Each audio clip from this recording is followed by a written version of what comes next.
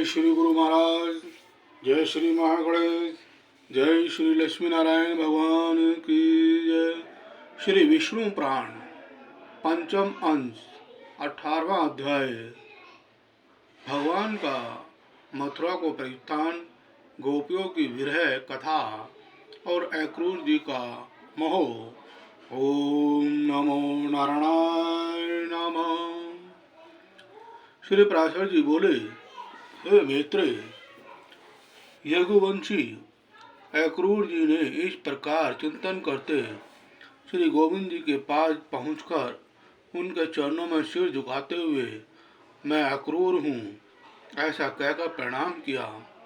भगवान ने भी अपने ध्वजा ब्रज पदम अंकित कर कमलों से उन्हें स्पर्श कर और प्रीतिपूर्वक अपनी ओर खींचकर गाढ़ आलिंगन किया। तदनंतर अक्रूर जी के यथा योग्य प्रणाम आदि कर चुकने पर श्री बलराम जी और कृष्णचंद्र अति आनंदित हो उन्हें साथ लेकर अपने घर आए।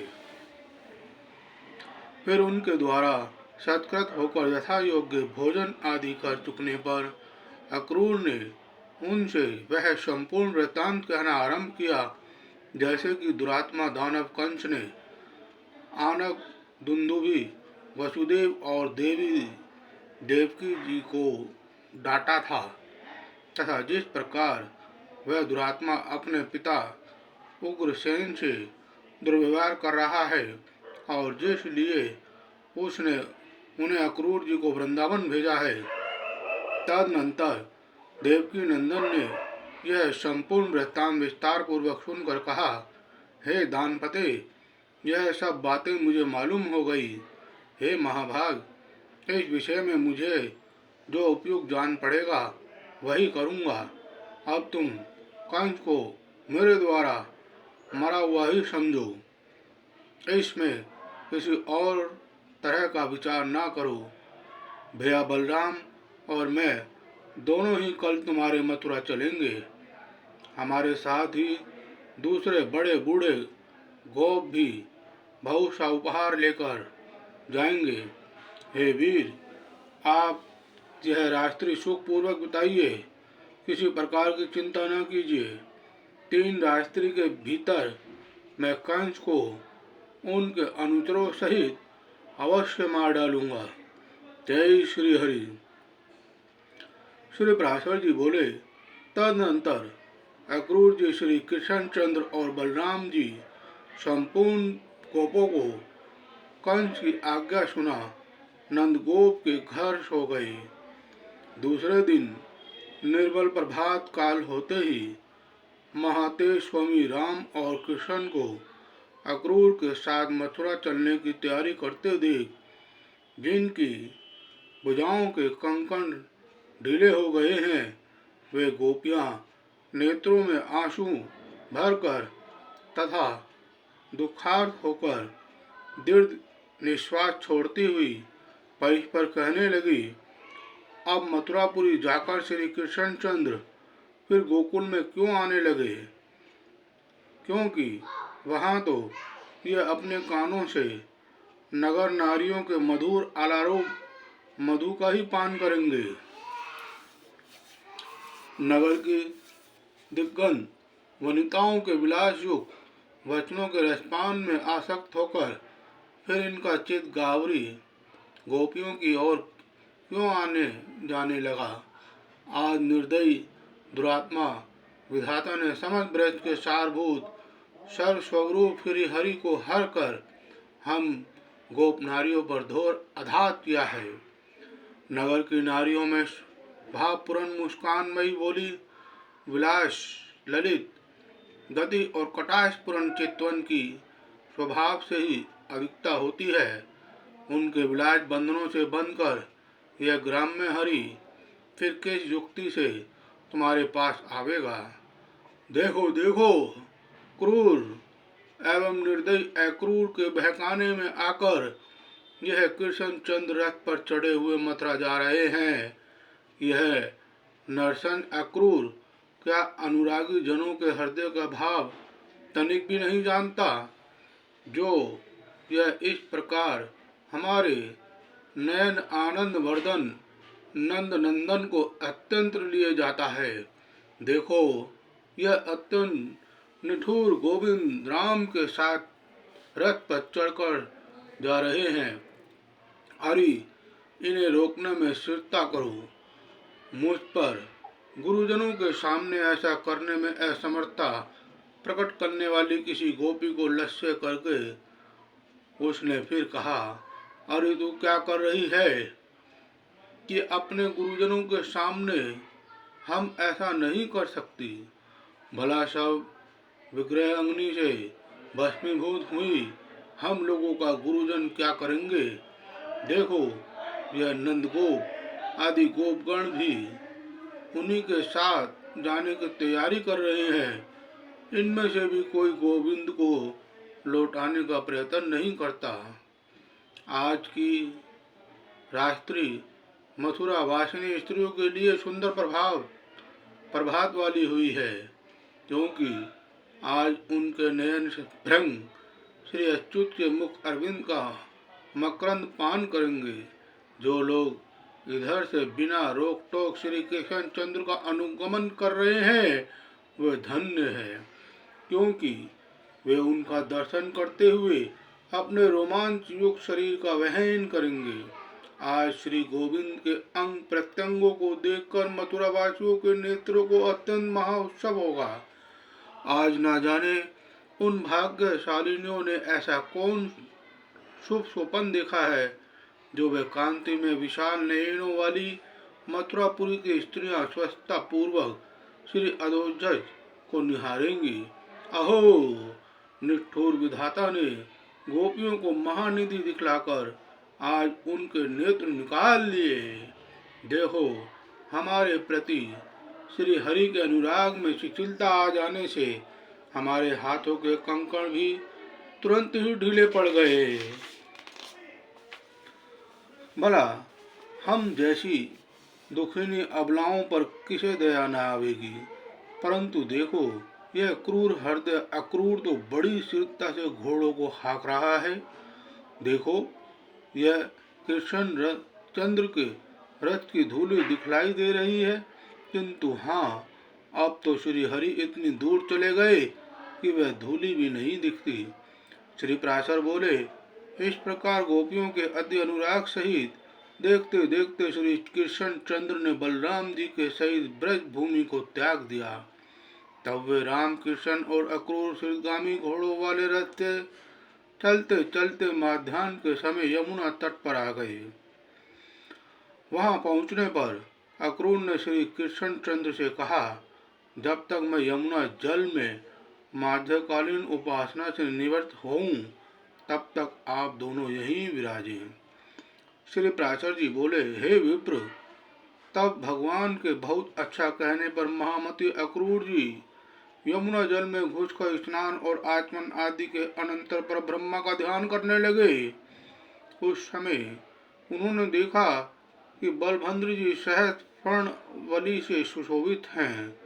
उनका शरीर कमलदल के समान विशाल है।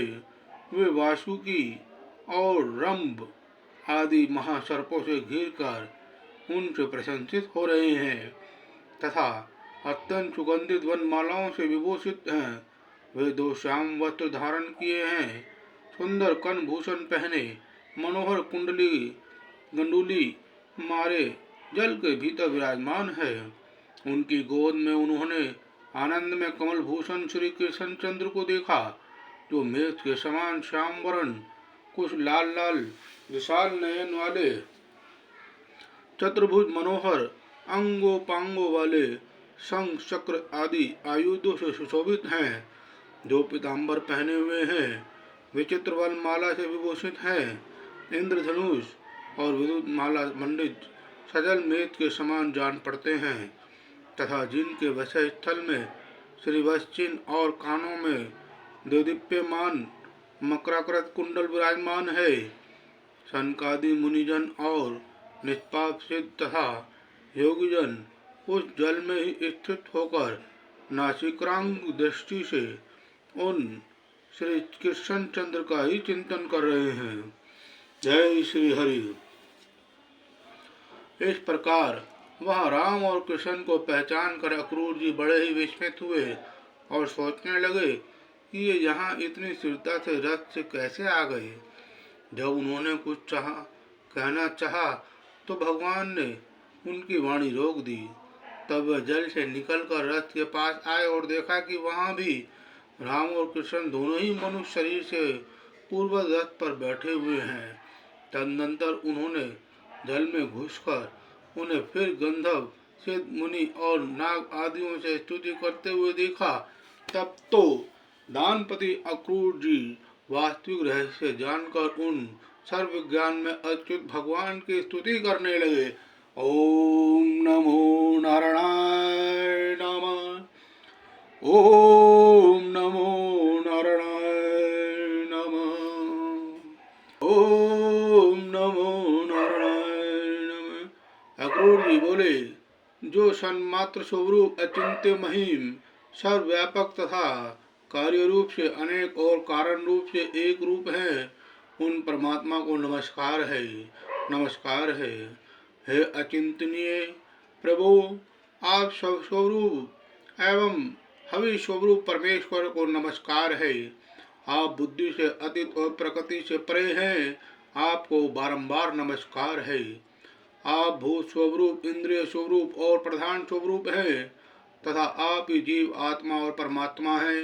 इस प्रकार आप अकेले ही 5 प्रकार से स्थित हैं। हे सर्व, हे सर्वात्मन, हे सराक्षर में ईश्वर, आप प्रसन्न होइए। एक आप ही ब्रह्मा, विष्णु और शिव आदि कल्पनाओं से वर्णन किए जाते हैं। हे परमेश्वर, आपके स्वरूप, प्रयोजन और नाम आदि सभी अनिर्वाच्य हैं। मैं आपको नमस्कार करता हूँ।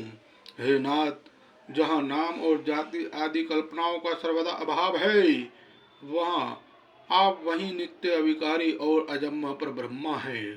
क्योंकि कल्पना के बिना किसी भी पदार्थ का ज्ञान नहीं होता, इसलिए आपका कृष्ण अच्युत, अनंत और विष्णु आदि नामों से उत्पन्न किया जाता है। वास्तव में तो आपका किसी भी नाम से निर्देश नहीं किया जा सकता। हे आज जिन देवता आदि कल्पना में पदार्थों से अनंत विश्व की उत्पत्ति हुई है, वे समस्त पदार्थ आप ही हैं तथा आप ही विकारहीन आत्म वस्तु हैं। अतः आप विश्व रूप हैं। हे प्रभु, इन संपूर्ण पदार्थों में आपसे भिन्न और कुछ भी नहीं। आप ही ब्रह्मा, महादेव, अयमा, विधाता, धाता, इंद्र, वायु, अग्नि, वरुण, कुबेर और यम हैं। इस प्रकार एक आप ही भिन्न भिन्न कार्य वाले अपनी शक्तियों के भेद से इस प्रकार संपूर्ण जगत की रक्षा कर रहे हैं। हे विश्वेश, सूर्य की किरण रूप होकर आप ही वृष्टि द्वारा विश्व की रक्षा करते हैं, विश्व की रचना करते हैं। अतः यह गुण में प्रपंच आपका ही रूप है। सतपद ओम तत्सत इस रूप से जिसका वाचक है, वह ओमकार अक्षर आपका परम स्वरूप है। आपके उस ज्ञान आत्मा सत सत स्वरूप को नमस्कार है। हे प्रभु, वासुदेव, संकर्षण, प्रद्युमन और अनिरुद्ध स्वरूप आपको बारंबार नमस्कार है। श्रीमन नारायण नारायण हरे हरि, श्रीमन नारायण नारायण हरे हरि। बोलो बाके बिहारी लाल की जय। तो भक्तों, 18वां अध्याय संपन्न हुआ। श्री हरि कृपा से 19वां अध्याय आरंभ। ओम। 19वां अध्याय भगवान का मथुरा प्रवेश, रजकवध तथा माली पर कृपा। ओम। श्री पराशर जी बोले, यदुकुल उत्पन्न अक्रूर जी ने श्री विष्णु भगवान का जल के भीतर इस प्रकार स्तवन कर उन सर्वेश्वर का मन संकल्प कल्पित धूप दीप और पुष्प आदि से पूजन किया। उन्होंने अपने मन को अन्य विषयों से हटाकर उन्हीं में लगा दिया और चिरकाल तक उन ब्रह्मभूत में ही समाहित भाव से स्थित रहकर फिर समाधि से विरक्त हो गई। तदनंतर महामती अक्रूर जी अपने को कृतकृत्य सा मानते हुए यमुना जल से निकलकर फिर रथ के पास चले आए। वहां आकर उन्होंने आश्चर्ययुक्त नेत्रों से राम और कृष्ण को पूर्व रथ में बैठा देखा। उस समय श्री कृष्ण चंद्र ने अक्रूर जी से कहा।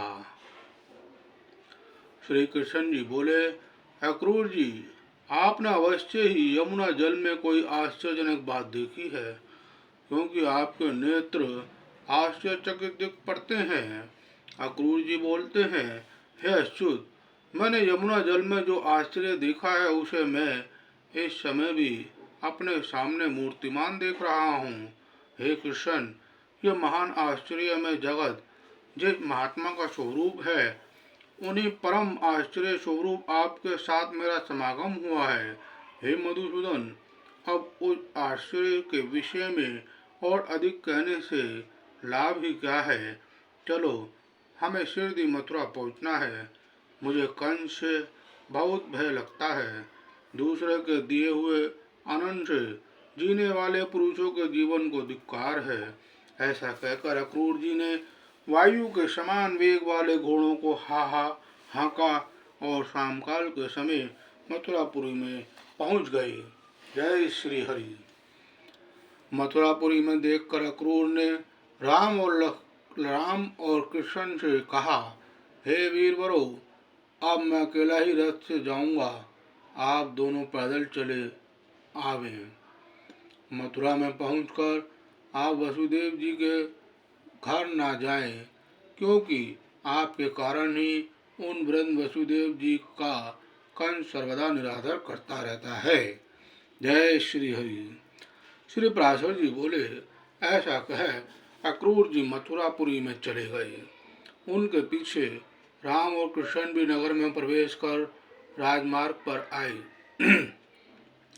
वहां के नर नारियों से आनंद पूर्वक देखे जाते हुए वे दोनों वीर मत वाले तरुण हाथियों के समान लीला पूर्वक जा रहे थे। मार्ग में उन्होंने एक वस्त्र रंगने वाले रजक को ढूंढते देखकर उससे रंग बिरंगे सुंदर वस्त्र मांगे। वह रजक कंस का था और राजा के मुंह लगा होने से बड़ा घमंडी हो गया था। अतः राम और कृष्ण के वस्त्र मांगने पर उसने विस्मित होकर उनसे बड़े जोरों के साथ अनेक दुर्वाक्य कहे। तब श्री कृष्ण चंद्र ने क्रोध होकर अपने तरकल के प्रहार से उस दुष्ट रजक का सिर पृथ्वी पर गिरा दिया। इस प्रकार उसे मारकर राम और कृष्ण ने उसके वस्त्र छीन लिए तथा क्रमश नील और पीत वस्त्र धारण कर वे प्रसन्नचित्त माली के घर गए। हे मित्रे, उन्हें देखते ही उस माली के नेत्र आनंद से खिल गए और वह आश्चर्यचकित होकर सोचने लगा कि ये किसके पुत्र हैं और कहाँ से आए हैं। पीले और नीले वस्त्र धारण किए उन अति मनोहर बालकों को देखकर उसने समझा मानो दो देवगण ही पृथ्वी पर पधारे हैं।